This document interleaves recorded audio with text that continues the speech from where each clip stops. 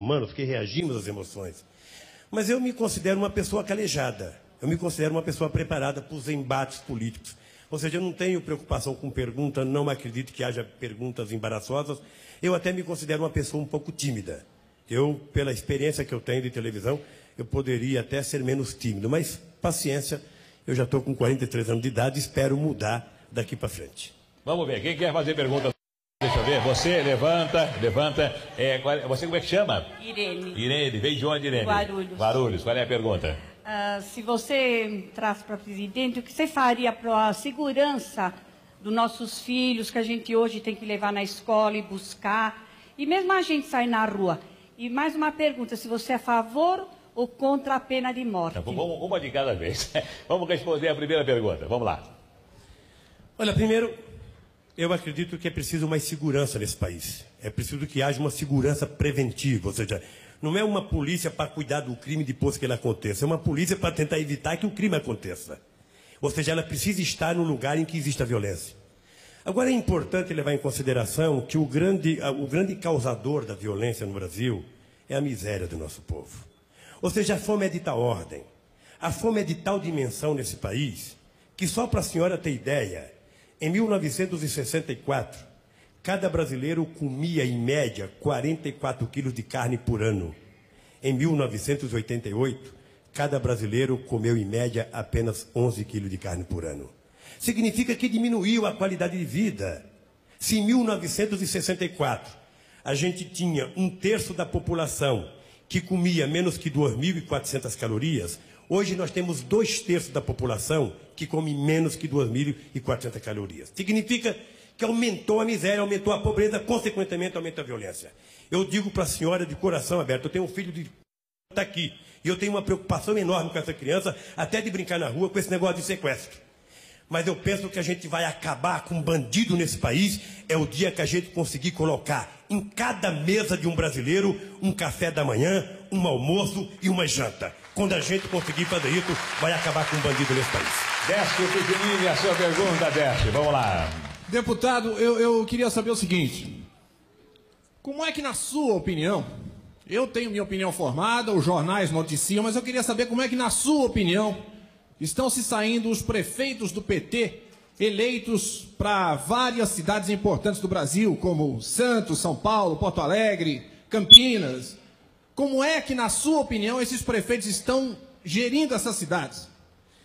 Décio, essa possivelmente seja a oportunidade que eu tenho de esclarecer algumas dúvidas que nem sempre o povo brasileiro fica sabendo. É como se nós pegássemos uma criança de 2 meses de idade, colocássemos na sala e ficássemos gritando, anda, anda. A criança não andasse, nós dessemos um ponto, não sabe andar porque não sabe governar. Ora, a Erundina ganhou as eleições, tomou posse dia 1º de janeiro, eu vou pegar a Erundina porque é de São Paulo. Tomou posse com um orçamento feito pelo prefeito anterior, ou seja, praticamente um orçamento já corroído. E a Erundina começou a ser culpada de algumas coisas, até do buraco que tinha na rua, ela era culpada, buraco que ela pegou de prefeituras, quem sabe, até anteriores. O mais grave é que fez uma guerra contra a Luiz Erundina, eu viajo muito o Brasil, e que a Erundina é irresponsável, porque São Paulo está cheio de camelô, porque camelô é um prejuízo para São Paulo, porque está trabalhando. E aí eu lembrava, Silvio, por Deus do céu que eu lembrava de você. Eu falava, se a sociedade de 30 anos atrás fosse tão hipócrita quanto alguns são hoje, o Silvio Santos não era o que é. Porque o Silvio Santos foi um camelô. Só que possivelmente não teve a polícia batendo nele como tem a polícia batendo hoje. Olha, quem é que é contra o camelô? Nós não somos favoráveis a ninguém vender galinha, vender porco, vender cabrito na Praça da Sé. Mas um cidadão vender uma carteirinha de título de eleitor ou vender um par de meia é muito melhor do que bater uma carteirinha na outra esquina. Por isso é que nós defendemos essa economia informal. Ao mesmo tempo, Décio, eu te garanto uma coisa, você vai começar a perceber a partir de agora, você vai começar a perceber algumas novidades extraordinárias. Eu vou citar algumas para você.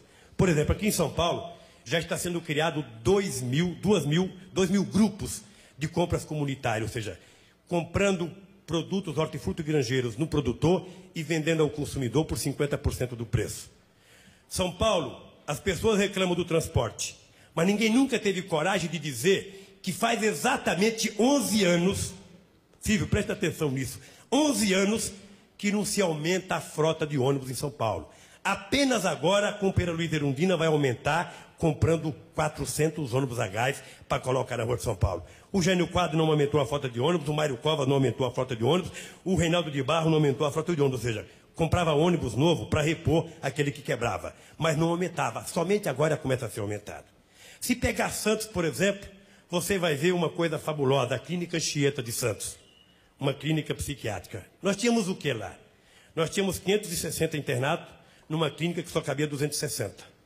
O dono da clínica recebia o último pagamento, 360 mil cruzado do INAMP, e só pagava a folha de pagamento de 12 mil cruzado. Ou seja, o cidadão chegava doente lá, era jogado numa cela forte, tomava uma dose de sossega-leão, ficava 3, 4 ou 5 dias sem um médico visitá-lo. Entramos, intervimos e colocamos o quê? Ao invés da folha de pagamento ser 12 mil cruzados, passou a ser quase 160 mil cruzados. Ao invés de 560, tem apenas 260 pessoas internadas.